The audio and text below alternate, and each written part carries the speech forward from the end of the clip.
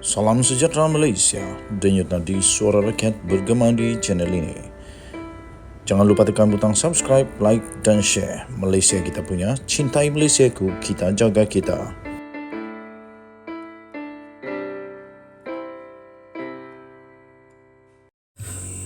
Salam sejahtera Malaysia, denyut nadi suara rakyat bergema di channel ini. Tan Sri Mahyadin Mak Yassin betul-betul dalam keadaan yang sukar sekarang ini. Dan disahkan tuan-tuan dan puan-puan, kesian juga kepada Tan Sri Mahyadin Yassin kerana dengan keadaan kesihatan yang tidak menentu dan sudah terlalu tua dengan 79 tahun pada saya, dengan penyakit yang dihadapinya, walaupun sudah survive tapi masih ada kesan rasanya. Agak sukar untuk beliau menerima bahawa beliau sekarang adalah kluster mahkamah.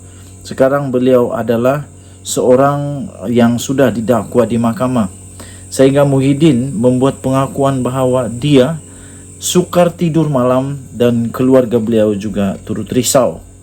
Cuma saya ingin bertanya saja, ketika Najib Razak digeledah rumahnya pada ketika itu, pernahkah Muhyiddin Yassin juga berfikir bahawa Najib Razak juga sukar untuk tidur dan keluarga juga risau? Jadi sekarang apa perasaannya berada dalam kalangan kluster mahkamah yang susah mau tidur? Bekas Perdana Menteri Tan Sri Mahyadin Mak Yassin yang disahkan pada beberapa hari yang lalu telah pun berdepan dengan 6 pertuduhan jenayah, iaitu 4 daripadanya ialah penyalahgunaan kuasa dan 2 lagi adalah pengubahan wang haram. Mengakui bahawa beliau sekarang ini sukar untuk tidur malam. Katanya pada pengumuman ataupun pada pengakuan itu, beliau berkata, apabila saya membaca berita selepas pertuduhan, sukar untuk tidur malam. Isteri saya di sebelah saya sukar untuk tidur. Anak-anak saya risau. Biasalah, katanya. Namun apabila saya baca, jika didapati bersalah atas pertuduhan ini, saya akan dipenjarakan selama 20 tahun, kata Tan Sri Mahyadin Yassin. Siapa yang tidak risau? Sekarang umur dia 79. Kalau dia dipenjara 20 tahun, dia akan hanya keluar dari penjara pada umur 99 tahun. Lebih tua daripada daripada Tun Mahathir sekarang ini. Pada 10 Mac yang lalu, ahli Parlimen Pagoh itu mengaku tidak bersalah atas 4 pertuduhan salah guna kuasa dan 2 lagi pertuduhan pengubahan wang haram yang membabitkan sebanyak 232.5 juta ringgit Malaysia. Dia didakwa di hadapan Hakim Mahkamah Session Kuala Lumpur, Azura Alwi. 4 pertuduhan salah guna kuasa dibuat mengikut Seksyen 23-1 Akta ASPRM tahun 2009. Dia didakwa telah menggunakan kedudukannya sebagai Perdana Menteri pada ketika itu untuk mendapatkan sebanyak RM232.5 juta daripada 3 syarikat dan seorang lagi individu, iaitu di antara 1 Mac 2020 dan 20 Ogos 2021. 2 pertuduhan pengubahan wang haram itu pula telah dibuat mengikut Seksyen 4-1-B Akta Pencegahan Pengubahan Wang Haram, Pencegahan Pembiayaan Keganasan dan Hasil daripada Aktiviti Haram 2001 dibaca bersama Seksyen 87-1 Akta yang sama. Muhyiddin yang juga pengerusi PN didakwa menerima 120 juta ringgit Malaysia hasil secara haram daripada Bukhari Equity Sdn Bhd antara 25 Februari 2021 dan 8 Julai 2022. 3 syarikat itu ialah Bukhari Equity Sdn Bhd, Nepturi Sdn Bhd dan Mamfor Sdn Bhd, manakala individu yang terbabit ialah Azman Yusof. Bercakap dalam ceramah PN di Taman Melewar Batu Caves malam tadi, Muhyiddin memberitahu dia perlu terpaksa meminjam wang daripada pihak lain untuk membayar ikat jamin sebanyak 2 juta ringgit Malaysia yang ditetapkan oleh mahkamah. Katanya kutipan derma yang dijalankan parti itu masih tidak mencukupi untuk jumlah yang diperlukannya bagi membayar wang ikat jamin sehingga dia terpaksa meminjam. Katanya dalam kenyataan itu nasib baik mereka bagi pinjam wang itu. Kalau tidak saya masih dalam penjara sampai sekarang, katanya. Dalam ucapan yang dibuat oleh di bekas ibu pejabat PAS itu, Muhyiddin juga sekali lagi mengulangi dakwaannya bahawa dia menjadi mangsa pendakwaan terpilih. Dia juga mendakwa kerajaan sekarang berasa terancam dengan kejayaan Perikatan Nasional memenangi 74 kerusi parlimen dalam PRU yang lalu yang berlangsung pada tahun lalu. Kita jumpa lagi. Bye-bye. Salam sejahtera Malaysia, denyut nadi suara rakyat bergema di channel ini. Yang kita tahu sekarang, pejuang pula, Tan Sri Mahyadin Mat Yassin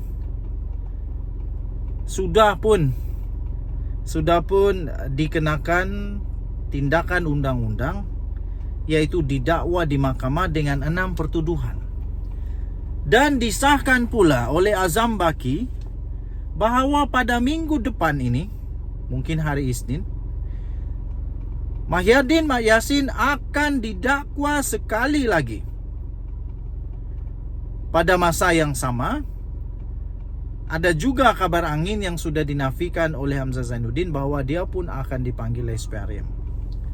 Dan baru saja kita ketahui sebentar tadi, Wan Ahmad Faizal sudah pun mengumumkan perletakan jawatannya sebagai Ketua Armada Bersatu. Pada masa yang sama juga kita pun sudah mengetahui pada minggu lalu kita sudah mengetahui bahawa Ketua Penerangan Bersatu Wan Saiful Wanjan pun sudah meletak jawatan. Kalaulah ada lagi pendedahan, ada lagi pendakwaan kepada bos-bos Bersatu ini, adakah Bersatu terpaksa dibubarkan? Adakah Bersatu terpaksa dibubarkan? Kerana apa? Kerana semua bos-bos dia didakwa. Kalau didakwa. Jadi saya berharap, jujurnya saya berharap Bersatu janganlah bubar. Jangan bubar. Kerana kalau Bersatu bubar, masalahnya ialah Perikatan Nasional hanya ada PAS dan Gerakan. Jadi tidak ada sudah semak dan imbang di dalam Perikatan Nasional. Hanya ada PAS lagi yang berkuasa. Kalau Bersatu bubar, Gerakan saya fikir mereka pun akan keluar daripada Perikatan Nasional dan tidak ada lagi pembangkang yang kuat. Ini bukan satu berita gembira kalau Bersatu dibubarkan. Kerana negara Malaysia memerlukan satu tindakan demokrasi, iaitu sentiasa memastikan supaya ada semak dan imbang di dalam penggunaan keuangan, terutamanya oleh kerajaan sekarang. Jadi kalau Perikatan Nasional bubar kerana Bersatu bubar dan juga Gerakan pun keluar, ini masalah besar.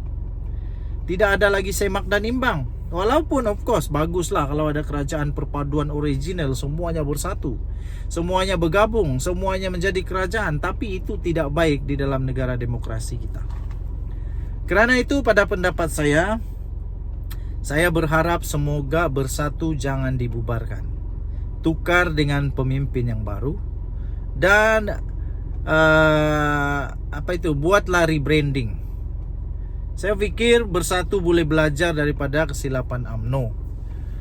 Iaitu kalau mau bersihkan, saya fikir saya masih berpegang kepada rebranding. Rebranding, keluarkan pemimpin-pemimpin yang baru, bersihkan semua kekotoran yang sudah terpalit kepada Bersatu dan buktikan kepada rakyat Malaysia bahawa Bersatu ada image yang baru dengan pemimpin yang baru. Denyut nadi suara rakyat bergema di channel ini. Jangan lupa tekan butang subscribe, like dan share. Bye-bye.